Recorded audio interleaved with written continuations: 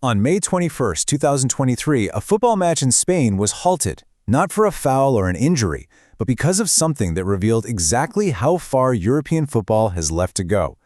Welcome to this explainer. Today we're unpacking how one athlete's absolute refusal to accept systematic racial abuse transformed a massive sports controversy into an international human rights movement. We're looking at a story that completely rewrote the rules of engagement for how sports handle prejudice. We have to start with that urgent, highly public moment at Valencia's Mestalla Stadium. It was an absolute breaking point. It literally forced the entire world to stop, watch, and finally pay attention to a massive shift happening in international sports. In the 73rd minute of the game, instead of just putting his head down and ignoring the abuse, like players have historically been expected to do, the 22-year-old black superstar did something unprecedented. He marched right up and pointed directly at the fans in the stands who were shouting, "Monkey." He absolutely refused to absorb it. This defiant act forced the referee to trigger the league's anti-racism protocol, suspending play for roughly 5 minutes while warnings echoed over the stadium's PA system. Think about it for a second. Have you ever been told to just ignore it? We've all felt that deep frustration of being told to brush off bullying or prejudice, right? Now magnify that. For Vinícius, the pressure was immense. Critics were constantly telling him that his status as a wealthy, famous athlete should somehow magically insulate him from the problem, and that he should just play through the abuse, keep his head down, and stay quiet. This pressure to conform even targeted his joy. Check this out. In September 2022, a Spanish football agent actually went on national television and criticized Vinícius's goal celebrations with a racially charged comment, literally telling him to stop acting the monkey. But rather than conforming, Vinícius refused to stop.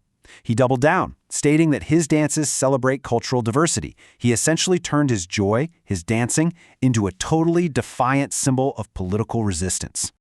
Section 1. A pattern of abuse. 16 documented incidents. Because, as you'll see, the confrontation at Mestalla wasn't just an isolated bad night. Between October 2021 and March 2024, there were at least 16 major, highly documented incidents of racial hostility directed specifically at him across various stadiums. And honestly, that's just the high-profile stuff. LaLiga actually filed 26 reports in total over that period. It's staggering. The timeline shows a really terrifying escalation. It started with isolated stadium chants at Camp Nou and Real Mallorca, but then it took a much darker, highly coordinated turn in January 2023 with an outright hate crime. An effigy of him was actually hung from a bridge in Madrid. All of this unchecked hostility basically laid the groundwork for the explosive confrontation at Mestalla. Section 2. The institutional failure. Despite this incredibly clear pattern, the institutional response was severely lacking. For years, prosecutors were just closing these cases, claiming the chants lacked a criminal dimension. This led to a massive ideological clash. La Liga's president, Javier Tebas, initially reacted with defensiveness, accusing Vinícius of attacking the organization. But Vinícius shot right back. He explicitly stated that omitting yourself from the struggle only makes you equal to racists.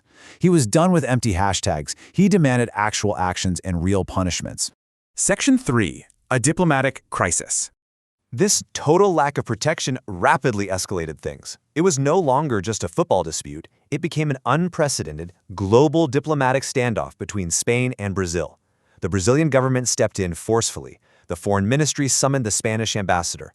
The racial equality minister lodged formal complaints. Even President Lula da Silva publicly condemned the abuse.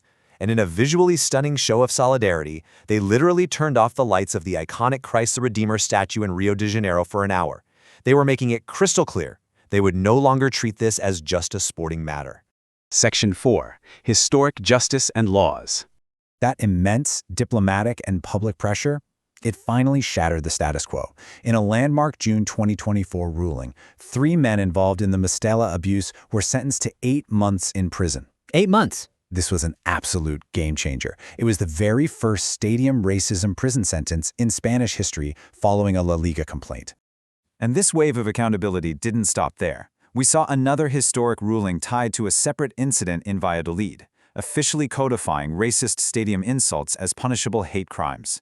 We're talking real consequences now, up to a year in prison, hefty fines, and 3-year bans from official football stadiums. The message was finally legally clear. Intolerance comes with criminal consequences. Meanwhile, across the Atlantic, the impact turned legislative. Brazilian states like Rio de Janeiro passed the Vinícius Júnior law.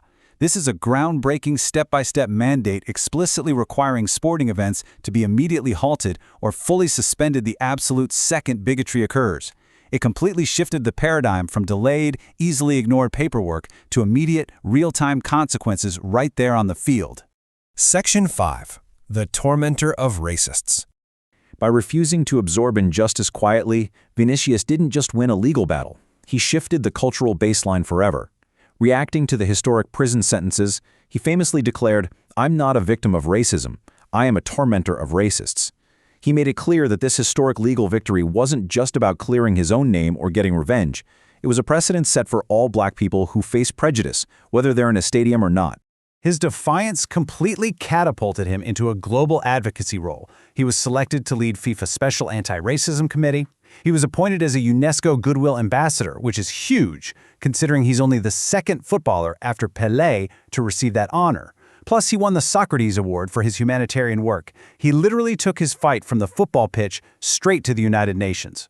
When we step back and look at the sheer magnitude of his resistance and the global change it sparked, it leaves us with this final defining thought. He could have stayed quiet. He is worth $200 million.